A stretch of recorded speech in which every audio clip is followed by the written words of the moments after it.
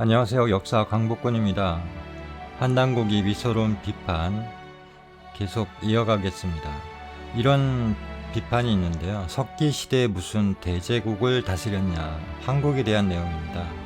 황국 시대에 대해서 괴산 이맥 선생이 쓴 태백일서 황국본기를 보면 황국의 당시의 사회에 대해서 이렇게 기술을 해놨습니다.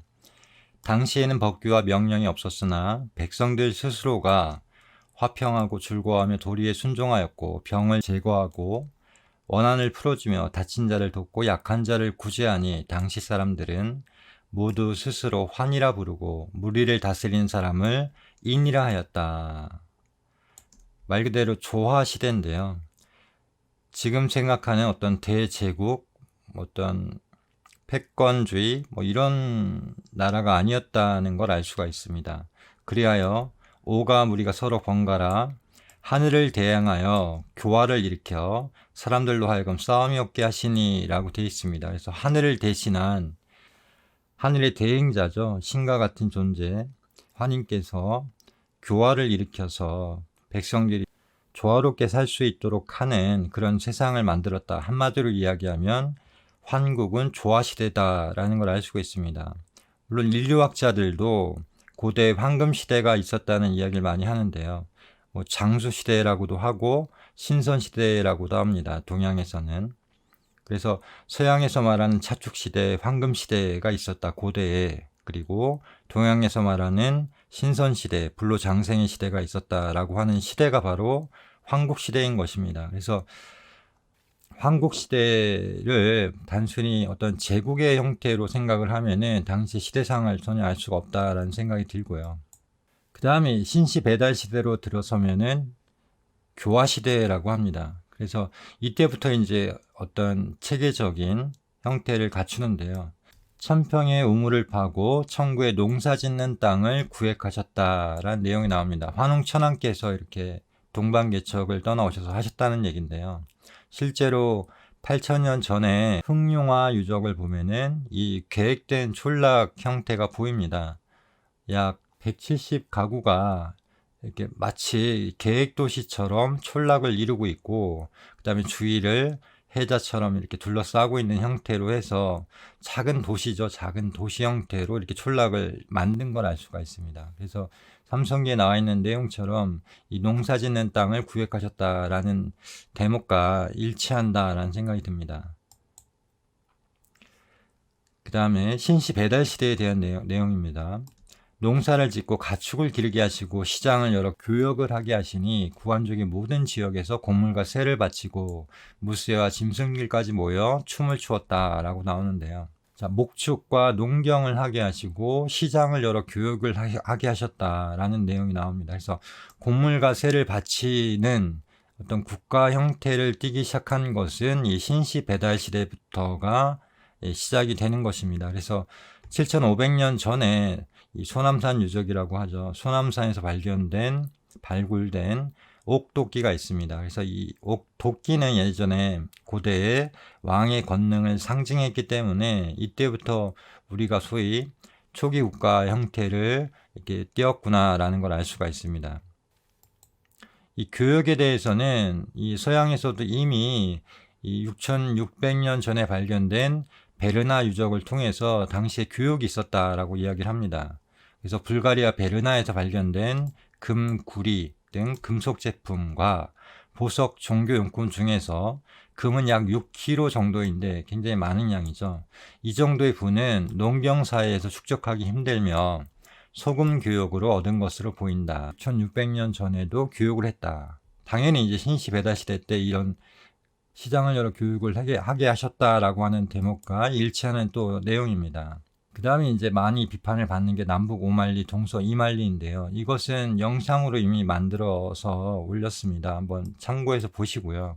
진서 사회전을 보면은 이 숙신에서 출발해서 비리국 등 10개의 국가를 이동하는데 모든 거리를 합산하여 오만리를 가야 된다라는 대목이 나옵니다. 그래서 마행일로 계산을 해서 500일을 갔을 때 5만리라고 이렇게 기록을 해놨기 때문에 마행일 하루가 100리에 해당합니다. 그러니까 말을 타고 하루에 갈 수 있는 거리를 100리로 계산을 해서 이 사회전에 나오는 10개의 나라를 총 이동하는 데 걸리는 시간이 500일이 걸렸기 때문에 5마일리라고 기록을 한 것을 보면 고대의 한국의 영토에서 남북 5마일리 동서 2마일리에 대한 내용은 사실은 조금은 과장된 내용이라고 볼 수도 있겠지만 또 한편으로는 진짜로 어떤 마행일을 기준으로 기록을 한 게 아닌가라는 생각도 듭니다. 그래서 왜 남북이 더 긴가에 대해서는 사실은 의견이 분분한데요.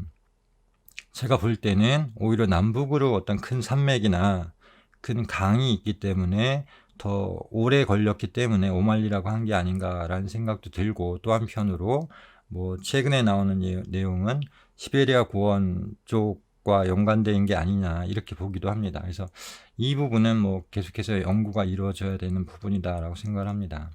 어쨌든 조선시대 때까지도 이렇게 거리를 기록할 때 이 길이고차라고 합니다. 길이고차. 그래서 마차에 북을 달고 이 말이 움직일 때마다 한 바퀴 돌 때마다 북을 치게 해서 몇 번 북을 쳤는가를 보고 이제 거리를 계산을 한 건데요. 조선시대 때까지도 이렇게 말이 움직인 거리로서 이 거리를 기록을 했기 때문에 고대에는 당연히 만약에 거리를 잰다고 하면은 말이 움직인 거리를 토대로 해서 기록을 한 게 아닌가 생각합니다.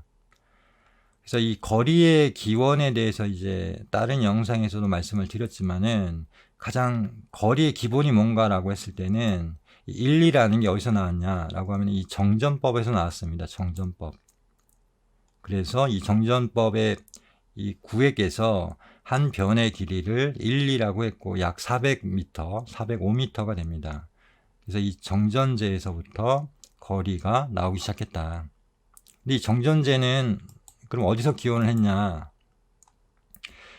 맹자에 이런 구절이 나옵니다. 제가 20분의 1 세법으로 라고 하려고 이렇게 물어봅니다. 맹자에게 제자가. 그러니까 맹자가 자네의 방법은 맹나라의 방법이다 라고 해서 예맥 쪽은 우리가 보통 고조선이라고 하죠. 그래서 우리 민족을 뜻한다 라고 봅니다. 그래서 이 맹자는 20분의 1 세법은 맹나라의 방법이고 우리는 10분의 1 세법을 해야 된다 이런 걸 주장을 하는데요. 어쨌거나 이 정전제에 대해서는 조금 이따 보겠지만 신채호 선생님도 이것은 우리 고조선의 제도가 이 서토, 이 차이나로 건너간 것이다 라고 얘기를 했습니다. 그래서 이 조선의 정전이 먼저 획정되고 하우의 정전이 그것을 모방하여 만들었다 라고 했죠. 신채호 선생이 이제 천고에서 먼저 주장을 했고요. 그래서 이 정전법을 따라서 우가 하나를 열 때 우공구주도라는 이것도 사실은 후대에 만들어진 지도라고 밖에는 볼 수가 없는데요. 실제로 하나라나 은나라, 주나라는 맹자가 그런 얘기를 합니다. 아무리 커봐야 그 강역이 사방 100리를 넘지 못한다. 그 정도로 작은 나라였다는 거죠.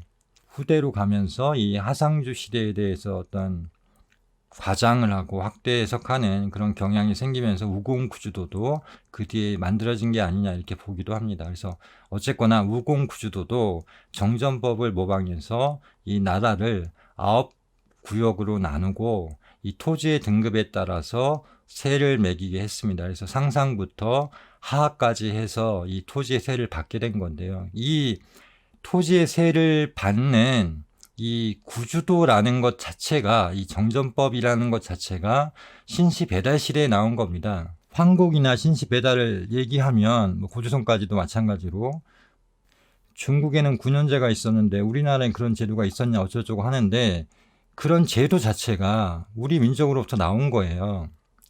그건 역사를 잘 모르니까 그렇게 하는 겁니다. 자, 그래서 환단고기에서는 이렇게 축주에 단서를 달았습니다. 역사 상식으로는 고대로 갈수록 역사 강역은 좁게 마련인데 환단고기에는 오히려 더 넓었다고 나온다. 이것은 단일 통치 영역이라기보다는 정신사상적으로 영향이 미치는 범위라고 추정할 수도 있다라고 단서를 달았고요. 물론 지금의 상식으로 보면은 참 이해하기가 어려운 부분이 있지만 당시의 시대상을 우리가 정확히 알지 못하기 때문에 추정을 하는 겁니다. 그래서 신채호 선생님도 당시의 광역에 대해서 이제 권덕규 선생이 그런 말을 하죠. 신시대 이전부터 우리 조선민족은 이 강역이 오만리였다 이런 말을 하는데요. 신치 선생은 이런 내용에 대해서 고조선에 대해서 광역이 넓었던 이유가 당시의 사회는 종교 시대였기 때문에 교화의 범위가 미치는 영역으로 봐야 된다 이런 말을 했기 때문에 저도 그 의견이 타당하다라고 생각을 합니다.